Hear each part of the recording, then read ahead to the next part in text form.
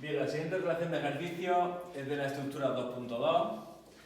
Empezamos diciendo que cuál de los siguientes enlaces se pueden ordenar en orden creciente de polaridad. Bueno, si nos estamos dando cuenta, todos los enlaces tienen en común el átomo de hidrógeno, ¿de acuerdo? Todos tienen el átomo de hidrógeno.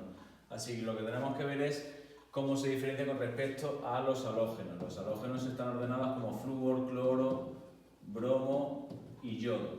Obviamente la electronegatividad del hidrógeno será constante y lo que tenemos que saber es que conforme bajamos en el grupo de los halógenos, la electronegatividad también disminuye. Consecuentemente, la mayor diferencia de electronegatividad estará entre el hidrógeno y el flúor e irá disminuyendo conforme bajamos en el grupo. Así que la correcta sería la C. Después nos dice que línea es la correcta y que describe el tipo de enlace y el punto de fusión del carbono y del dióxido de carbono. Bueno, empezamos en el carbono. El carbono se pueden estar en diferentes formas alotrópicas como diamante, grafito, etc. Pero en cualquier caso siempre forma un enlace covalente, así que ya estas opciones de B y C están eliminadas. Y dentro de esos alótropos, diamante, grafito, fulereno, tiene altos puntos de fusión, con lo cual ya no hará falta ni de leer lo del dióxido de carbono porque se tratará de la A. A continuación dice que escribamos el orden creciente de puntos de ebullición. Son compuestos similares de masa atómica, pero si nos damos cuenta, la única diferencia es una halogenación. Aquí tenemos el etano, cloroetano, bromoetano, yodoetano. La única diferencia es que estamos sustituyendo un hidrógeno por un halógeno, y ese halógeno, cuanto mayor sea la masa atómica del halógeno y consecuentemente la masa molecular del compuesto, pues mayores serán las fuerzas de dispersión de London y consecuentemente eso hace que tenga un mayor punto de ebullición. Después nos dice cuál es el compuesto que forma puentes de hidrógeno en estado líquido. Hay que entender que los puentes de hidrógeno se forman entre el átomo de hidrógeno y un átomo muy pequeño, muy electronegativo y con electrones sin compartir, como puede ser flúor, oxígeno o nitrógeno. Y el único es este de aquí, el etanol, que sería un CH3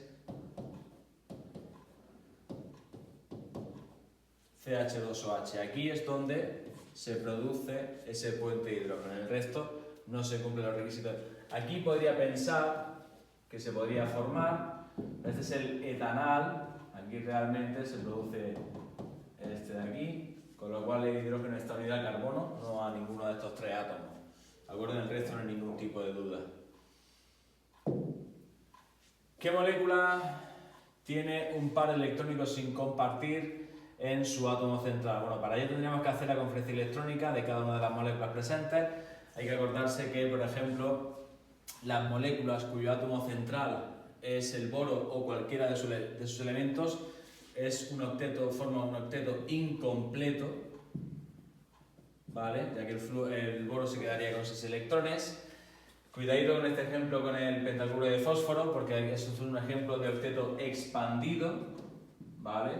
Donde el fósforo no tendría 8 electrones, sino 10 electrones. Aquí no he colocado la del silicio, he puesto la del carbono, pero sería exactamente la misma, ya que el silicio está justamente debajo del carbono, tiene 4 electrones de valencia, y en vez de hidrógeno pues serían flúor, pero sería una forma tetraédrica y el silicio no tendría pares de electrones sin compartir. En el SO2 sí.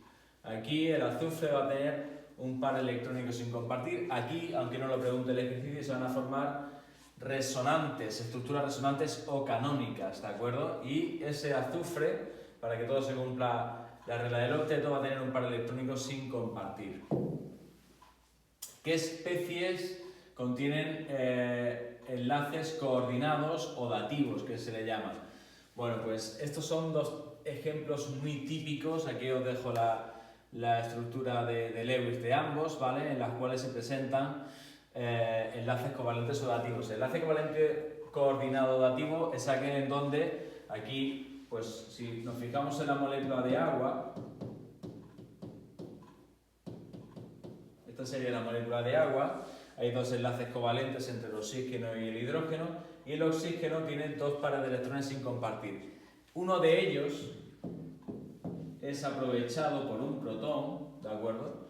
Que en ese caso sería uno de estos, para formar lo que se conoce como enlace covalente coordinado dativo, en donde un elemento químico pone un par electrónico y el otro se aprovecha de él, ¿de acuerdo? Eso ocurre ahí y ocurre también en el CO, en el monóxido de carbono, ¿de acuerdo? Donde aparte de formar un doble enlace entre carbono y oxígeno, las aspas son los electrones del carbono y los puntos los electrones del oxígeno, el átomo de oxígeno pone un par electrónico más, ¿vale? Para que se cumpla esa regla del octeto, y ahí hay un enlace covalente coordinado o dativo también, ¿vale? Es un ejemplo muy típico estos dos de enlaces en los exámenes.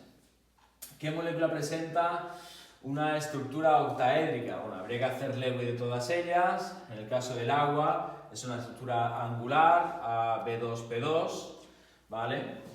Angular.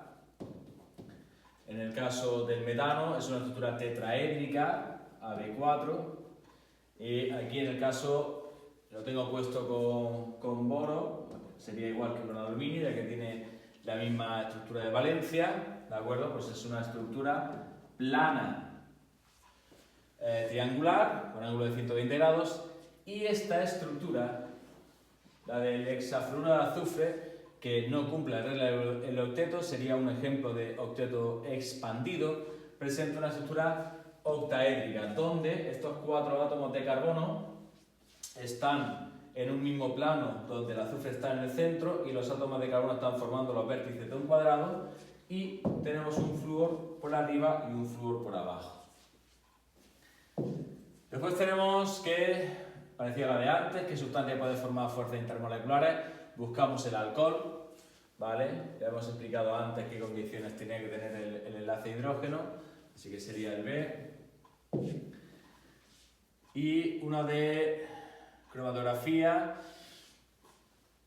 ¿cuál sería el cálculo para calcular el factor de retardo, ¿no? Bueno, pues aquí tenemos para la muestra Spot 1, vale, pues aquí lo que tenemos que hacer es básicamente, aquí lo tenemos el factor de retención, RF, es un valor que se suele usar para identificar los diferentes componentes de una mezcla, ¿de acuerdo? Y se define como el radio, como la razón entre la distancia recorrida por un soluto y la distancia recorrida por el disolvente, ¿vale?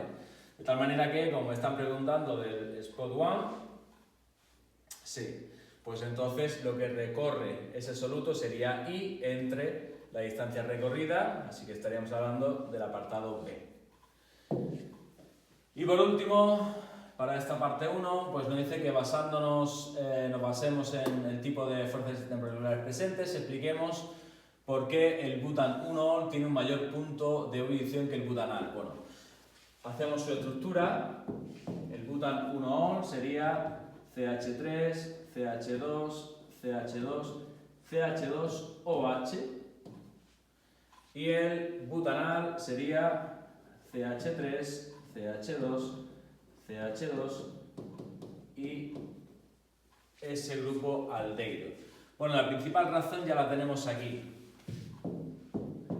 en este enlace, ¿de acuerdo? Ahí se van a producir enlaces de puente de hidrógeno en el butan 1-ol, que son más fuertes, energéticamente hablando, que las atracciones dipolo-dipolo que se pueden formar en el butanal, ¿de acuerdo?